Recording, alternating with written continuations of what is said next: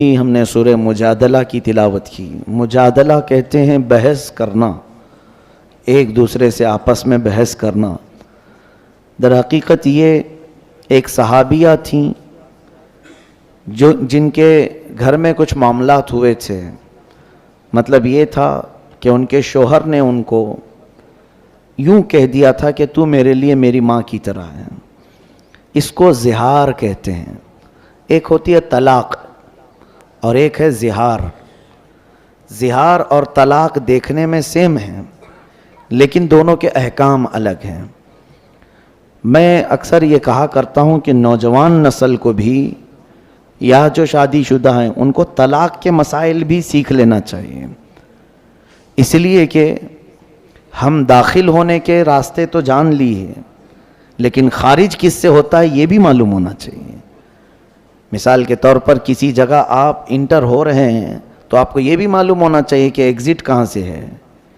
اسی طرح شادی کے ذریعے سے آپ ایک نئی زندگی میں داخل تو ہو جاتے ہیں، شادی کے مسائل سب سیکھ لیتے ہیں، اور اس میں بھی بہت سارے لوگ نہیں سیکھتے شرعی طریقہ کیا ہے۔ لیکن میں سمجھتا ہوں کن چیزوں سے ٹوٹ جاتی ہے شادی یا نکاح، یہ امپورٹنٹ ہے سیکھنا، تاکہ غلطی سے اس دروازے پر نہ جاؤ۔ بہت سارے لوگ طلاق پوری ہو جاتی ہے تب مسئلہ پوچھنے آتے ہیں۔ اس ڈاکٹر کے پاس علاج کرانے کے لیے اپنے بچے کو لے جا رہے ہیں جو بچہ گھر میں مر گیا ہو، وہ کیا علاج کرے؟ علاج ہوگا؟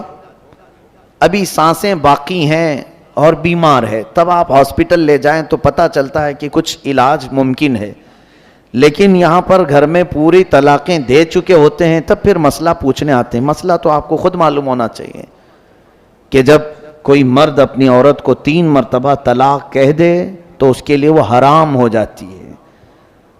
طلاق مغلظہ اس کو کہتے ہیں اور یہ قرآن سے ثابت ہے، وہ اس کے لیے حرام ہو جاتی ہے، اجنبی عورت کی طرح ہو گئی، اس سے فوراً وہ الگ ہو جائے۔ اب وہ اس کے لیے حلال اس وقت تک نہیں ہوگی جب تک وہ عدت گزارے، پھر کسی اور سے نکاح کر لے۔ اب وہ دوسرا مرد اپنے اختیار سے جب چاہے اسے چھوڑے، پھر اس کی عدت گزارنے کے بعد پھر یہ پہلے شوہر کے لیے حلال ہو سکتی ہے۔ یہ طلاق کا پروسیس جو 3 طلاق ہو جائے۔ ہاں ایک بار اگر کسی نے کہا طلاق یا 2 مرتبہ کہا تو ابھی اسے بچایا جا سکتا ہے، یہ طلاق رجعی اس کو کہتے ہیں۔ اس میں رجوع کر سکتا ہے، واپس لے سکتا ہے، یعنی پھر اس کو دوسرے کسی کے نکاح میں دینے کی ضرورت نہیں، بلکہ خود ہی اس کا ہاتھ پکڑ لے اور کہہ دے کہ میں تجھے واپس کر لیا، تو یہ 1 طلاق یا 2 طلاق میں وہ واپس ہو جائے گی۔ اس کو طلاق رجعی کہتے ہیں۔ بتانے کا مطلب یہ ہے کہ یہ مسائل ہر مسلمان کو معلوم ہونا چاہیے۔ کچھ لوگ یہ کہتے ہیں غصے میں نے بول دیا اسے، تو میاں پیار میں کون بولتا ہے طلاق؟ غصہ آتا ہے تبھی تو یہ ساری چیزیں ہوتی ہیں، غصے پر کنٹرول ہونا چاہیے۔ غصے ہی کی حالت میں اکثر لوگ کہہ جاتے ہیں اور اسی وقت جو کہی جاتی ہے وہ واقع ہو جاتی ہے۔ غصے میں آدمی بے قابو ہوتا ہے، تو یہاں پر بہت سارے لوگ یہی عذر لے کر کے آتے ہیں، غصے میں بولا ہوں یا ہوش میں نہیں تھا بول دیا ہوں۔ میرے عزیزو، یہ سارے بہانے شریعت نے نہیں قبول کیے، حتیٰ کہ ایسے نشے کے حالت میں بولا کہ آسمان و زمین کو بھی نہیں پہچان پاتا، اس وقت بھی بولا تو بھی واقع ہو جائے گی۔ اس حالت میں بھی اگر کہا ہو تو واقع ہو جائے گی۔ میرے کہنے کا مطلب یہ ہے کہ ان تمام مسائل کو سیکھ لینا چاہیے۔ یہ ہوئی طلاق۔ ایک ہے زہار، جو عورتیں تم پر حرام ہیں، مثال کے طور پر تمہاری ماں، بہن، بیٹی، یہ آپ کے اوپر حرام ہے نا، پھوپھی، خالہ، یہ آپ کے لیے ابدی حرام ہے، ہمیشہ کے لیے حرام ہے، ان سے نکاح نہیں کر سکتے تم۔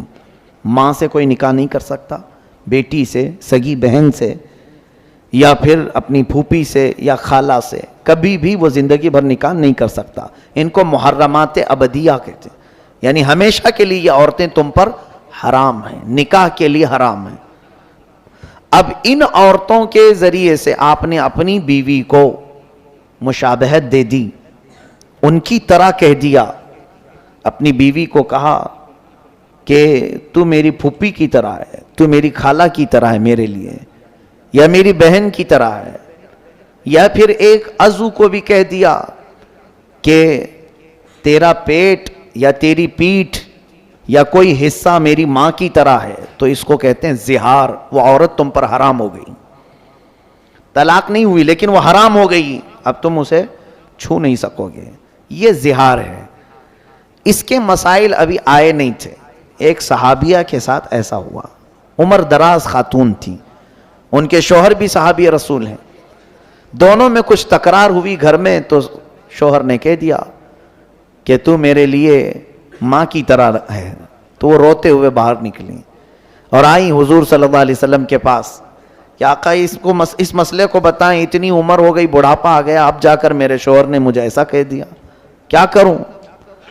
نبی کونین صلی اللہ علیہ وسلم نے کچھ نہیں بتایا, خاموش رہے, کیونکہ ابھی مسائل آئے نہیں تھے, ابھی کوئی حکم اس مسئلے کے بارے میں آیا نہیں تھا. تو وہ باہر نکلی اور زور زور سے بحث کرنے لگیں اپنے شوہر سے یا کچھ, کہ میرا مسئلہ معلوم ہو جائے, کیا کروں, میں گھر میں رہوں یا باہر جاؤں. وہ چلا رہی تھی. تب اللہ تبارک و تعالیٰ نے جبرائیل امین کے ذریعے آیت نازل فرمائے, قد سمع اللہ قول التی تجادلک فی زوجہا وتشتکی الی اللہ. اللہ نے اس عورت کی بات سن لی جو اپنے شوہر کے بارے میں آپ سے بحث کر رہی ہے اور اللہ کی بارگاہ میں شکایت کر رہی ہے کہ میرا مسئلہ واضح کیا جائے. واللہ یسمع تحاورکما ان اللہ سمیع بصیر.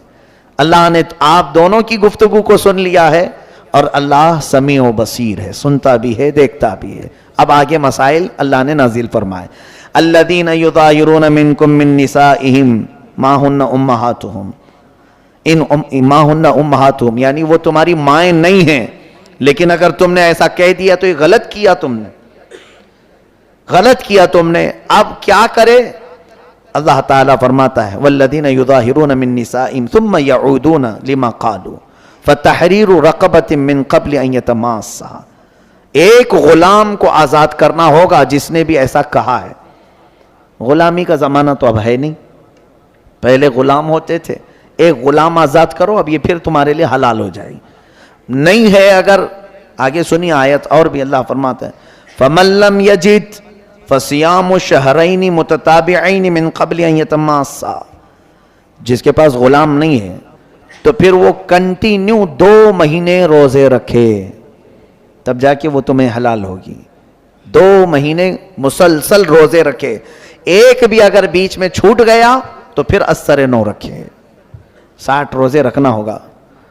شہرین متتابعین, اللہ نے فرمایا 2 کنٹینیو روزوں, 2 مہینوں کو روزے کی حالت میں گزارنا ہوگا, لیکن اتنے دنوں تک عورت کو چھو نہیں سکتے, وہ تمہارے لیے حرام ہے. اب یہ بھی اگر کوئی نہیں کر سکا 2 مہینے کے روزے, آگے رب تعالیٰ فرماتا ہے فَمَن لَّمْ يَسْتَطِعْ فَإِطْعَامُ 60 مسکینا. تو 2 مہینے کے روزے نہیں رکھ سکتا تو 60 مسکینوں کو کھانا کھلائے. وہ ایک ٹائم پہ کھلائے یا ایک مسکین کو 60 دن کھلائے, دونوں صورتیں ہیں. اب یہ 60 مسکینوں کو کھانا کھلانے کے بعد پھر تمہاری بیوی تمہارے لیے حلال ہوگی. طلاق کا پروسیجر الگ ہے اور اس کا الگ ہے. یہ زہار کہتے ہیں. یہ زہار کے مسائل شروع پارے میں ہی بیان ہوئے, لیکن خبردار اے میرے عزیزو, کچھ لوگ یہ زہار کو یا طلاق کو گالی سمجھتے ہیں. گالی دینا یعنی عورت کو کیوں بھائی طلاق کیوں کہا, گالی دینے کے لیے کہہ دیا. یہ گالی نہیں, گولی ہے, نکل جاتی ہے. گالی اس طرح سے نہیں ہوتی, اور در حقیقت اسلام میں گالی حرام ہے. ہاں, ڈانٹنے کی نیت سے تم کچھ اور الفاظ استعمال کر سکتے ہیں, اس کو کسی بھی طرح سے آپ ڈانٹ سکتے ہوں تو دوسرے الفاظ میں ڈانٹیں, لیکن یہ الفاظ طلاق کے یا زہار کے ہرگز نہ بولیں. کبھی بھی اپنی عورتوں کو کسی نے اگر یہ الفاظ استعمال کر لیے کہ تو میرے لیے میری ماں کی طرح ہے, میری بہن کی طرح ہے, میری بیٹی کی طرح ہے, تو میرے لیے میری پھوپھی کی طرح ہے, میری خالہ کی طرح ہے, تو یہ الفاظ جو ہیں زہار کے ہیں, عورت اس پر حرام ہو جاتی ہے. پھر اگر حلال کرنا ہے واپس اپنی عورت کو تو کنٹینیو 2 مہینے کے روزے رکھے یا تو پھر 60 مسکینوں کو کھانا کھلائے, تب وہ عورت حلال ہوگی. تو اس سے اندازہ کیجئے کہ ہمارے یہ خانگی جو مسائل ہیں، ازدواجی زندگی کے جو مسائل ہیں، یہ سیکھنا کتنا ضروری ہے؟ کیا ان مسائل سے سارے لوگ واقف ہیں؟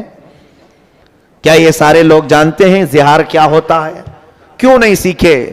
قیامت کے دن اگر تم میں سے کسی کے ساتھ ایسا معاملہ ہو گیا اور پکڑے گئے، اللہ تبارک و تعالیٰ نے پوچھا کہ تو اپنی بیوی کے ساتھ زہار کیا تھا، پھر بھی ایسی زندگی گزارتا رہا، رب تبارک و تعالیٰ کی بارگاہ میں اگر کسی نے یہ کہا کہ مولا مجھے معلوم نہیں تھا، تو دو پکڑ ہوگی۔ سیکھا کیوں نہیں؟ اس پر بھی مار پڑے گی، اور کیا کیوں؟ اس پر الگ سزا ہوگی۔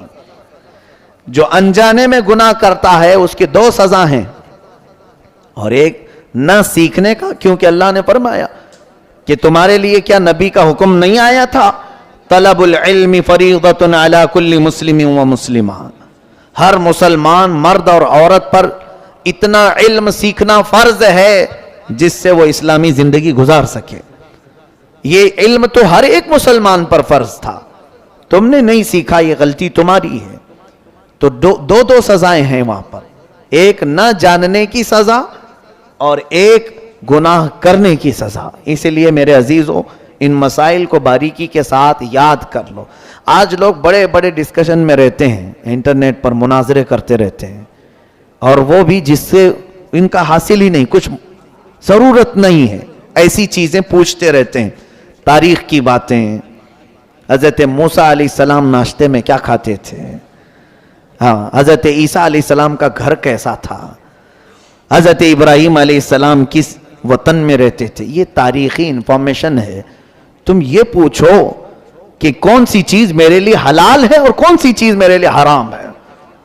کمائی کے معاملات میں، کھانے پینے کے معاملات میں، گھریلو زندگی کے معاملات میں، نماز کے مسائل، وضو کے مسائل، یہ تمام چیزیں چھوڑ دیا، اور پھر انٹرنیٹ میں لا یعنی چیزیں جس سے اس کا یعنی عملی زندگی میں کوئی تعلق نہیں ہے، ایسے مسائل میں یہ پڑ گئے ہیں۔ اور اسی وجہ سے آج دیکھیں وہ لوگ اپنے ہاتھ میں قلم اور فتویٰ لے کر کے گھوم رہے ہیں جن کو ابھی استنجا کے مسئلے بھی نہیں معلوم، اور وہ بڑے بڑے لوگوں کے ایمان ناپ رہے ہیں کہ یہ مسلمان ہے کہ یہ کافر ہے، یہ دائرہ اسلام سے نکلا ہوا ہے۔ خود کو یہ نہیں معلوم کہ ابھی میں اسلام پر پورا قائم ہوا کہ نہیں ہوا۔ میرے عزیزوں، آج کے دور میں جتنی چیزیں آپ کو سیکھنا ضروری ہے، ان تمام چیزوں کی طرف دوڑو۔ زندگی بہت تیزی سے نکلتی جا رہی ہے، جو ضروری مسائل ہیں ان سب کو کسی نہ کسی ذریعے سے سیکھو، علمی محفلوں میں بیٹھو یا علماء کی صحبت اختیار کرو۔ کیا علماء صرف تعویذ گنڈے کے لیے ہی ہیں؟ دھاگے دم درود اسی کے لیے ہیں علماء؟ بچے بیمار ہوں، گھر میں مصیبت ہو، اسی لیے علماء ہیں؟ علماء کرام کے پاس آپ زیادہ سے زیادہ علم سیکھنے کے لیے وقت گزارو۔ کئی چیزیں میں دیکھتا رہتا ہوں، علماء کا کام کیا ہے؟ ہم بھی اس دور سے گزر رہے ہیں، لوگوں نے ان کو کیا چیز بنا رکھا ہے۔ اگر کچھ اچھے لوگ ہیں، مؤدب لوگ ہیں، آتے بھی ہیں، تو وہ اپنی ضروریات کے اعتبار سے بیمار ہے۔ میں یہ منع نہیں کر رہا ہوں، ٹھیک ہے، اس کے ساتھ کچھ اور بھی چیزیں ہیں، کچھ محفلیں ہیں، علمی محفلیں، اس میں کیوں نہیں حاضر ہوتے؟ اپنے بیمار بچوں کو لے کر کے آتے ہیں۔ 2 طرح کے لوگ آتے ہیں، یا تو پھر دعا کروانے کے لیے، یا تو پھر لوگوں کی غیبت کرنے کے لیے۔ 2 طرح کے لوگ علماء کے پاس آتے ہیں، بیٹھ جائیں اور سارے لوگوں کی غیبت چھیڑ دیں، فلاں کیا کر رہے تھے، وہ یہ کر رہے تھے، وہاں ایسا چل رہا تھا۔ خود بھی گنہگار ہوتے ہیں اور علماء کرام کو بھی ایسے غیبت میں مبتلا کر جاتے ہیں۔ ایسے حالات سے گزرتے رہتے ہیں، ہم دیکھتے ہیں۔ میرے عزیزو، یہ علم سیکھنے کا موقع آپ کے پاس اگر مل گیا ہے علماء کے ذریعے سے تو زیادہ حاصل کر لو۔ سیدنا امیر حمزہ رضی اللہ تعالیٰ عنہ، سیدنا عمر فاروق رضی اللہ تعالیٰ عنہ فرماتے ہیں کہ ہم کو سورہ بقرہ سیکھنے میں 12 سال لگ گئے۔ 2.5 پارے کی سورہ ہے۔ کون؟ امیر المومنین عمر ابن خطاب رضی اللہ تعالیٰ عنہ۔ سورہ بقرہ سمجھنے، تفہیم، اس کی تمام چیزوں کو معلوم کرنے میں مجھے 12 سال لگ گئے۔ اور خود میرے آقا صلی اللہ علیہ وسلم سورہ ہود کے بارے میں فرماتے ہیں کہ سورہ ہود نے مجھے بوڑھا کر دیا، اور ہم ہیں کہ چھونا بھی نہیں چاہتے۔ قاعدے قوانین معلوم بھی نہیں کرنا چاہتے. ہو سکتا ہے کچھ علماء تھوڑی دیر کے لیے ناراض ہو جائیں آپ کے پوچھنے کے طریقے سے, لیکن چھوڑو مت. ہو سکتا ہے کوئی جھڑک دے, لیکن چھوڑو مت, پھر حاصل کرتے ہی رہ جاؤ, لگے رہو.